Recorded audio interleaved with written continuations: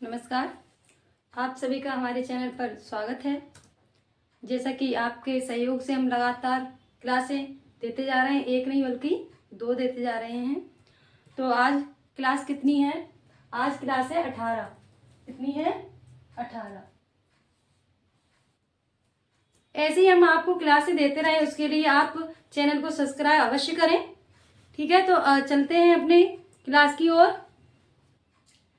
तो क्या कह रहा है प्रश्न कि नंददास की नायक नायिका भेद संबंधी कृति है, यानी जिसमें नायक और नायिका के भेद संबंधी जो कृति है उसको पूछा है कौन सी कृति में ये दिया गया है। देखो ये पहले भी प्रश्न आ चुका है। ठीक है, तो उत्तर में क्या आएगा? ये जो कहा ये किसमें है?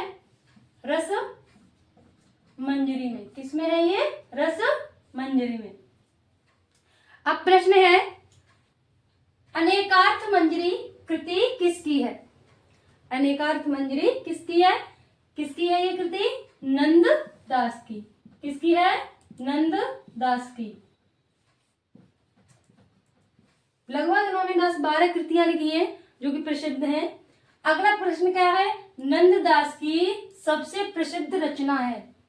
क्या पूछ रहा है? हालांकि इन्होंने बहुत सारी रचनाएं की हैं, लेकिन सबसे प्रसिद्ध रचना कौन सी है इनकी? तो सबसे प्रसिद्ध रचना है इनकी वो है रस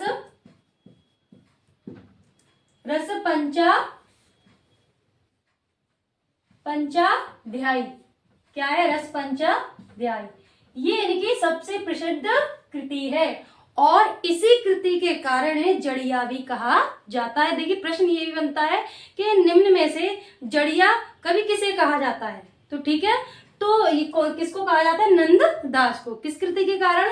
रस पंचाध्यायी के कारण इनको जड़िया कहा जाता है। ठीक है, अगला प्रश्न क्या है? विहरणी दास किस संप्रदाय के कवि हैं?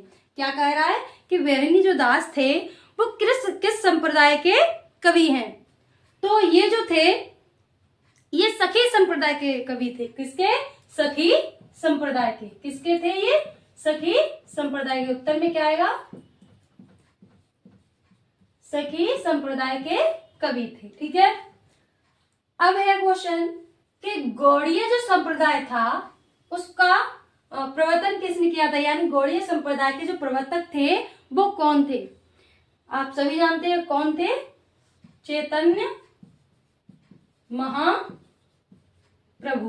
कौन थे? चैतन्य महाप्रभु। ये वही प्रभु हैं जो विद्यापति की पदावली के जो पद गा कर बेहोश हो जाया करते थे। कितने अच्छे लगते थे इनको ये पद। लेकिन मुझे लगता है कि जो विद्यापति थे उन्होंने जो रचनाएं की है श्री कृष्ण और राधा के बारे में वो कहीं तक उचित नहीं है, क्योंकि अपने आराध्य के बारे में इस प्रकार से अश्लील तरीके से लिखना कहाँ तक उचित होता है। ये तो चलो तब की बात है। आज के समय में आप देखेंगे कि जिसका कोई आराध्य है उसके बारे में इस प्रकार से अश्लील तरीके से तो नहीं लिखता होगा। तो ये महान कवि थे जो उनकी पद गा कर बेहोश हो जाया करते थे। ठीक है, अगला प्रश्न क्या है? चैतन्य महाप्रभु ने कृष्ण को क्या कहा? यानी कि महान प्रभु ने कृष्ण को क्या कहा? अब भाई कोर्स में है, पढ़ने तो पड़ेंगे ही। ठीक है, क्या कहा इन्होंने? कृष्ण को इन्होंने ब्रजेंद्र नाथ कहा या ब्रजेंद्र कुमार। क्या कहा? ब्रजेंद्र कुमार। यानी कि कृष्ण को इन्होंने कृष्ण नहीं कहा। ठीक है, क्या कहा? ब्रजेंद्र कुमार। अगला क्या है कि राग सोरठा संग्रह है, यानी कि जो राग सोरठा कृति है वो किसकी है? जैसे आप सभी जानते हैं किसकी कृति है ये? मीराबाई की। किसकी है? मीराबाई की। अगर इनको बेहोश होना था ना तो मीराबाई की पे बेहोश होते तो अच्छा भी लगता। ऐसे लोगों के जो अश्लील तरीके से लिखते जा रहे हो बस हमारे काव्य में उनको स्थान दिया गया है। ठीक है, अगला क्या है कि राधा वल्लभ संप्रदाय किसका है? क्या पूछ रहा है कि जो राधा वल्लभ संप्रदाय था वो किसका है?